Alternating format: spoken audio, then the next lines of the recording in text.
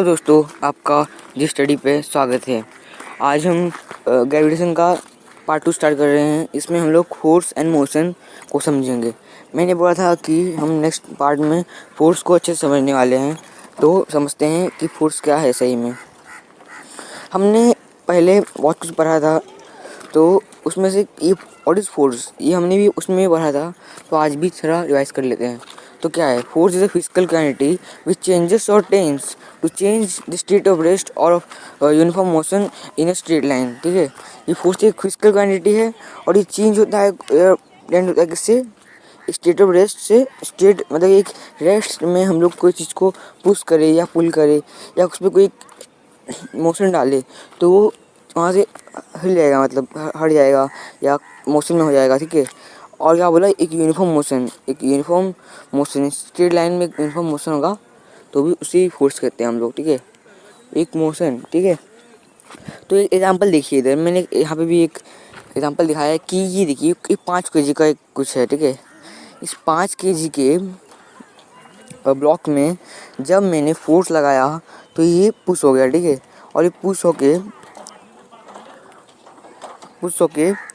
ये देखिए, यहाँ से ये पुश हुआ ये ऑब्जेक्ट, तो उसमें 2 मीटर पर सेकेंड स्क्वायर, मतलब कि उसमें एक्सेलरेशन कितने का लगा? 2 मीटर पर सेकेंड स्क्वायर।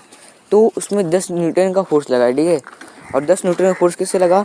जब तक मैंने उसको एक डायरेक्शन, मतलब कि इसको इस डायरेक्शन में पुश किया, मतलब, और ये एक यूनिफॉर्म है। ठीक है, एक स्ट्रेट लाइन में है और टाइम जो है ये 2 मीटर इधर हुआ है तो बाद में 2 मीटर पे इधर पहुंचेगा। ठीक है, फुल यूनिफॉर्म है।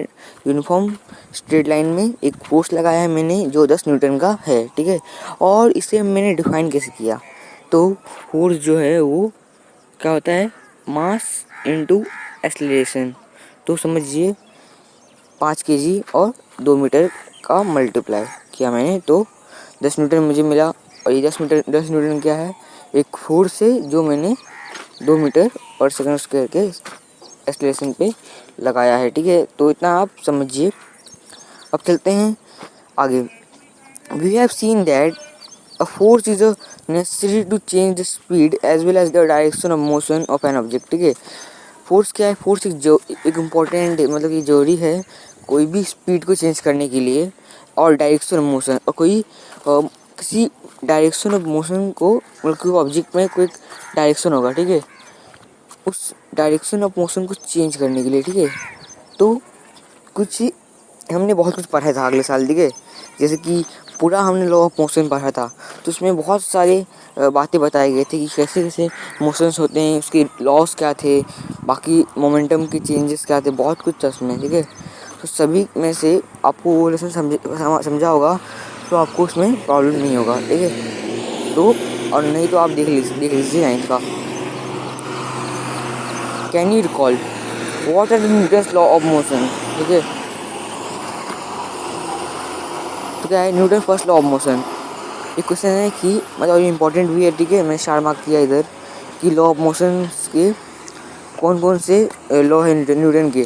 ठीक है, ये हमने अगले साल पढ़ा था, कुछ तो आइडिया होना चाहिए। ठीक है, तो पढ़ते समझते हैं अच्छे से। क्या है?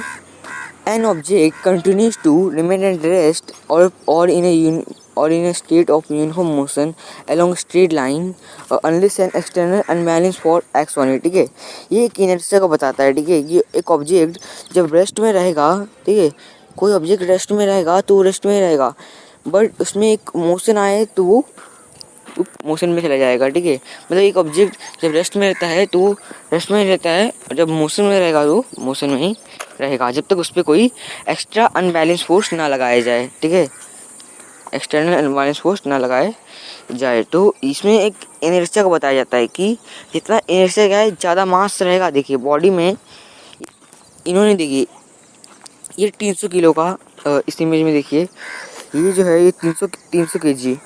ठीक है, 300 kg का एक स्पेयर है, उसको ढकेल रहा है। ठीक है, और ये जो है 30 kg का, दोनों का हाइट भी उतना ही है।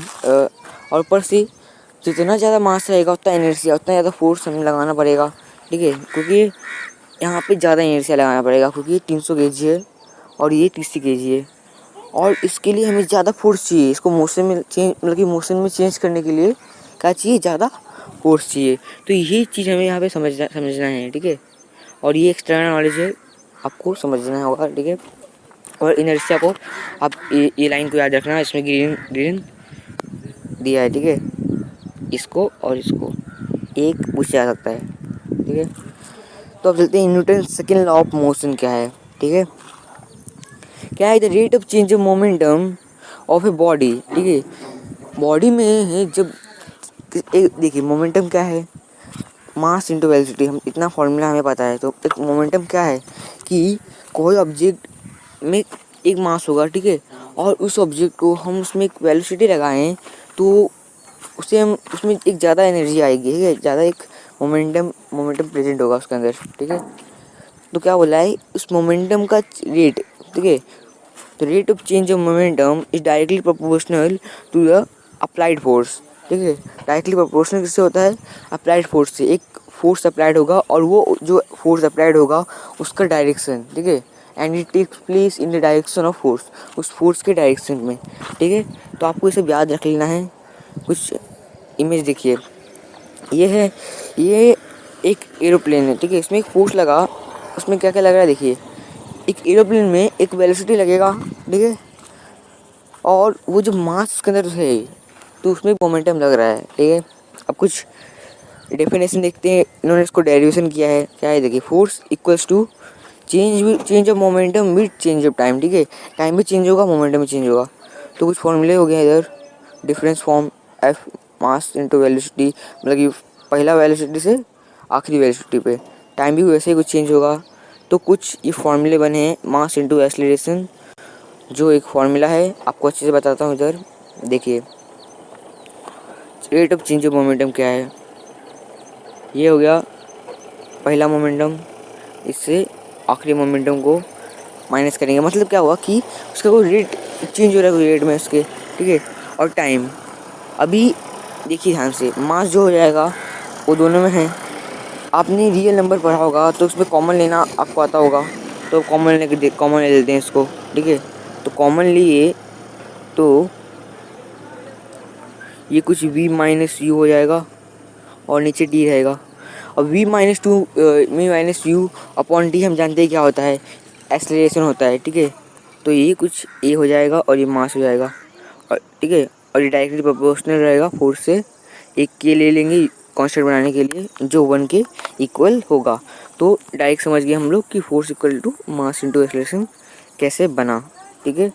आपको ये भी समझना है, समझिए, थोड़ा हार्ड है तो ध्यान दीजिए, चलेगा। बस इमेज देखिए क्या होता है उसके अंदर। अभी चलते नीचे। न्यूटन का थर्ड लॉ बहुत इजी है, बहुत समझने वाला है, ठीक है। क्या है, एक्शन एंड रिएक्शन बताता है इसमें।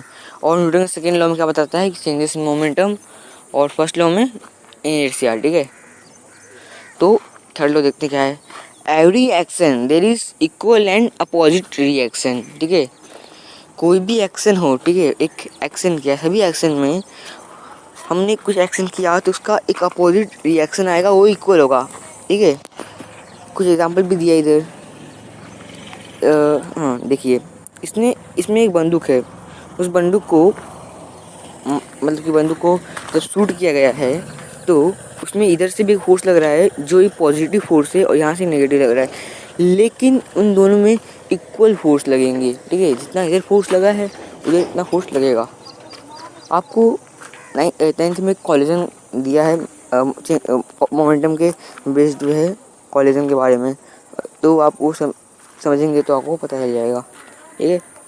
तब तक समझिए और क्या क्या है, ये देखिए, नहीं तो आप जान दीजिए, इसमें समझ आएंगे तो समझ जाएगा, उतना बहुत है। देखिए अभी जब हम लोग नाव पे जा रहे हैं, ठीक है, उस नाव पे जब हम लोग तीर लिए, अब हम लोग उसके ऊपर आ रहे हैं, हमने उस नाव पे रख के कूदा, तो जब उससे हम लोग कूदेंगे ना तो जो ऊपर गए हम लोग ऊपर कूद के, यहाँ पे देखिए यहाँ पे इमेज देखिए, एक कूद गया ये यहाँ पे, तो जितना फोर्स से ये कूदा है उतना फोर्स को अपोजिट भी लगेगा, और ये जो नाव है ढकेल के थोड़ा पीछे खिसक जाएगा, ठीक है। और भी एक है रॉकेट, जब रॉकेट उड़ता है तो उसमें जो एक आग से निकलता है, ठीक है, तो दोनों में इक्वल फोर्स रहते हैं, ठीक है। और ये इम्पोर्टेंट भी है, ये आपको पीडीएफ में पूछा गया है, ठीक है। मैं आपको नोट्स दूंगा, नोट्स अच्छे जितने भी नोट्स होंगे आपको टेलीग्राम पे मिल जाएगा, नहीं तो इसमें एक दो नोट थोड़ा हमारा नोट में दे दूंगा इम्पोर्टेंट वाले, ठीक है। एक्शन एयर रसेस डाउन रिएक्शन, देखिए इसमें जब हमने फूला एक गुब्बारे को फुलाया और उसको छोड़ा, ऊपर जा रहा है वो और नीचे भी चल रहा है, मतलब उस पर हवा निकल रहा है। रॉकेट भी यही काम करता है, ठीक है। तो मतलब फोर्स जो है एक्शन रिएक्शन इक्वल होते हैं, और ये हमारे बहुत आगे काम आने वाला है, तो उसे समझिए एक्शन रिएक्शन फोर्स के बारे में। अभी चलते हैं तो हम अभी इंट्रोडक्शन टू साइंटिस्ट पढ़ते हैं, ठीक है। तो क्या है ये, थोड़ा इम्पोर्टेंट क्यों है, क्योंकि इसमें ऑब्जेक्टिव क्वेश्चन पूछे जा सकते हैं। तो पढ़ते हैं इसको, आपको बस कहानी ऐसे याद रखना है, ठीक है। तो देखिए, ग्रेट साइंटिस्ट कौन, सर आइजैक न्यूटन जो थे बहुत महान साइंटिस्ट थे, ठीक है। और उनका जन्म कब हुआ था, 1642 और 1642 में, और 1727 में उनका डेथ हुआ, ठीक है। और ये बहुत महान साइंटिस्ट थे पुराने टाइम के, ठीक है। ये कहाँ बॉर्न हुए थे, इंग्लैंड में, ठीक है। यूके में, इंग्लैंड, हाँ ठीक है, वहाँ पे। He gave his law of motion, equation of motion, theory of gravity in his book Principia, ठीक है।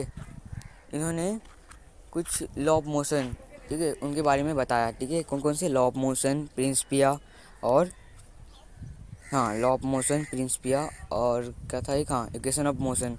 इन तीन चीज़ के बारे में उन्होंने बताया उनके कौन से बुक में, प्रिंसिपिया में, ठीक है। तो आपको ये याद रखना है कि कौन कौन सी किताब के बारे में और कहाँ पे जन्म हुए थे, सब, ठीक है। इतना नहीं पूछेंगे कभी भी, हाँ। Before this book was written, Kepler, ठीक है, Kepler had given 3 laws describing planetary law of planetary motion, ठीक है। तो कैपलर थे, कैपलर ने क्या क्या बताया था, प्लानिटरी मोशन, ठीक है, प्लानिटरी मोशन के बारे में, लॉ ऑफ प्लानिटरी मोशन। तो however the reason why planets moves in the way described by Kepler's law was not known, ठीक है। क्या है कि एक टाइम था न्यूटन ने ना सोचा था, न्यूटन ने मतलब कहा था कि सभी प्लैनेट्स जो हैं एक सर्कुलर ऑर्बिट में घूमते हैं, ठीक है, और सर्कुलर ऑर्बिट में घूमते हैं। तो बाद में, लेकिन ये सच नहीं था। सच क्या था, कैपलर्स का जो फर्स्ट लॉ था कि सभी प्लैनेट्स जो हैं वो इलिप्टिकल ऑर्बिट में घूमते हैं, ठीक है। तो ये किसी को पता नहीं था, तो यही बताया इधर। बाद में Newton with this theory of gravity mathematically derived bye Kepler's law, ठीक है। जब न्यूटन का थ्योरी ऑफ ग्रेविटी जब मैथमेटिकली डिराइव्ड हुआ, इसी के मतलब कैपलर्स लॉ की वजह से, ठीक है। तो मतलब पता होगा उन लोगों को कि सच था, ठीक है। अभी चलते हैं नीचे। In addition to this Newton did ground breaking work in several areas including, ठीक है। उसके बाद ये सब तो जोड़ के ही, और उन्होंने बहुत सारे एरियाज में अपना हमें बताया है बहुत कुछ। देखिए जैसे कि साउंड में, हीट में, और साउंड, हीट और मैथमेटिक्स, इन तीन चीज़ों में भी उन्होंने बहुत कुछ इन्वेंट किया होगा, ठीक है। तो इन्होंने एक चीज़ इन्वेंट किया, क्या नाम था उसका, ब्रांच ऑफ मैथमेटिक्स का एक नया ब्रांच इन्वेंट किया जिसका नाम था कैलकुलस, ठीक है। कैलकुलस नाम था। एंड और बहुत सारी एप्लीकेशन किए इसमें, फिजिक्स और मैथमेटिक्स में। He was the first scientist, और ये पहले साइंटिस्ट थे जिन्होंने रिफ्लेक्टिंग टेलीस्कोप के बारे में बताया है। और रिफ्लेक्टिंग टेलीस्कोप का नाम क्या था, न्यूटोनियन टेलीस्कोप, जो आपको 9th के लास्ट चैप्टर में दिख जाएगा, ठीक है। तो सब्सक्राइब कीजिए चैनल को, शेयर कीजिए, और टेलीग्राम पे ज्वाइन हो जाइए, वहाँ पे नोट्स मिलेंगे, और इधर भी मैं नोट्स भेजता हूँ, ठीक है। नहीं तो ज्वाइन हो जाएंगे तो अच्छा रहेगा, वहाँ पे ज़्यादा नोट्स मिलते हैं, ठीक है। और थैंक यू फॉर वॉचिंग।